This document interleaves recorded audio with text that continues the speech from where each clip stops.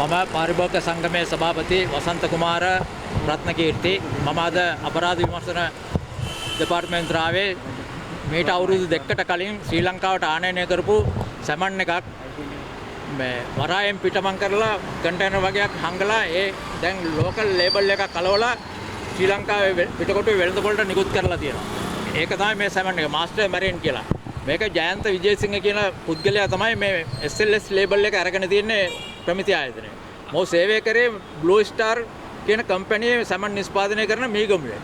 මේකෙන් පාරිභෝගික අධිකාරියට මේක වෙළඳපොළට නිකුත් කරන් පස්සේ මම පාරිභෝගික අධිකාරියට පැමිණිල්ලක් කරනවා 2002 වෙනිදා. ඒ පැමිණිල්ල තමයි මේ තියෙන්නේ. මම මේ සැමන් එකත් පාරිභෝගික අධිකාරියේ සමන්තා කරුණාරත්න කියන මැඩම්ට බාර දුන්න අධ්‍යක්ෂකවරියට. නමුත් ඔවුන් සියලු දෙනාම මේක පිළිබඳ විමර්ශනය කරලා සොයන්න කියලා පිටකොටේ සියලුම කඩසාප්පු වල හොයලා බලලා තියෙන මේ සැමන් එක. නමුත් මේ සැමන් එක හොයාගන්න ඕනට බැරි වුණා. මේ සැමන් එක මගේ අතට ආවෙත් මේ ජයන්ත විජේසිංහ කියන පුද්ගලයා තියෙන. මේක මේ ලේබල් එක ලක්ෂ ගානකට අලෙවි කරලා තියෙනවා මේ ආනයනය කරපු පුද්ගලයාට. ආනයනය කරලා මේ ලේබල් එක මොහු විසින්ම මේ ලේබල් ටින් එක අලවලා දැන් වෙළඳපොළට නිකුත් කරලා තියෙනවා. පහුගිය දවස්වල මේක වෙළඳපොළේ පිටකොටුවේ තිබුණා.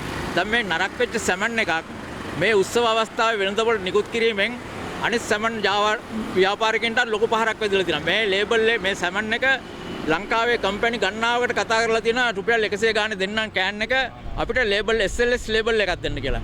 එතකොට මේ ප්‍රමිති ආයතනයේ මේ ලේබල් එක අනුමත කරලා නැහැ 2026 වසරට.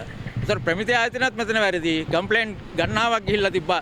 දැන් ජයන්ත විජේසිංහ කියන පුද්ගලයා අත්අඩංගුවට ගන්න පාරිභෝගික අධිකාරියෙන් ඔහුගේ නිවසට ගිහිල්ලා තිබුණා. නමුත් ඔහු ඒ අවස්ථාවේ නිවසේ රැඳී ඉඳලා නැහැ. මේ තියෙන්නේ ඔහුගේ නමින් ගත්ත මේ ලේබල් එක. එතකොට මේ උත්සව අවස්ථාවේ මේවා පාරිභෝජනය කරන්නේ ගෙවල් වල මිනිස්සු දන්නේ මේවා ලංකාවේ නිෂ්පාදනය කරන සැමන් එකක් කියලා තමයි වෙළඳපොළට එන්නේ. එතකොට මේ සැමන් එක මිනිස්සු ගන්නේ ලංකාවේ සැමන් එකක් කියලානේ. එතකොට මේක අවුරුදු දෙකකට කලින් ලංකාවට සැමන් ආනයනය කිරීම තහනම් කරලා තිබුණා. ඒ ආනයනය කරපු වෙලාවේ ගෙන්නපු සැමන් කන්ටේනර් ගණනාවක් කොහොමද වරාය අධිකාරියෙන් පිටමන් කරේ? මේ පිටමන් කරලා කිරිබත්ගොඩ ප්‍රදේශයේ ස්ථානයක තියාගෙන තමයි මේ ලේබල් එක අලවලා මේ ජයන්ත විජේසිංහ කියන පුද්ගලයා මේක වෙළඳපොළට අලෙවි කරලා තියෙනවා. එතකොට මේක නිෂ්පාදනය කරා කියලා කියන්නේ බ්ලූ ස්ටාර් කම්පැනි මිගමේ. එතකොට ඔහුගෙන් කට උත්තරයක් කරන් තියෙනවා. සරත් ප්‍රනාන්දු කියන මහත්තයාගෙන් කට උත්තරයක් කරන් දෙනවා පාරිභෝගික අධිකාරියෙන්. ඔහු කියලා තියෙන්නේ මගේ නිෂ්පාදන ආයතනයෙන් දැන් ඔහු සේවය කරන්නේත් නැහැ. ඔහු වැඩ කරන්නේත් නැහැ කියලා. එතකොට මේ ජාවාරම පිටුපස කූට වෙළඳ ව්‍යාපාරිකයන් ගණනාවක් පිටකොටුවේ ඉන්නවා. ඒ ව්‍යාපාරිකයෝ අධික ලාභයක් හොයනවා මේ උත්සව අවස්ථාවේ මේ මිනිස්සුන්ට වසවිස කන්න දීලා.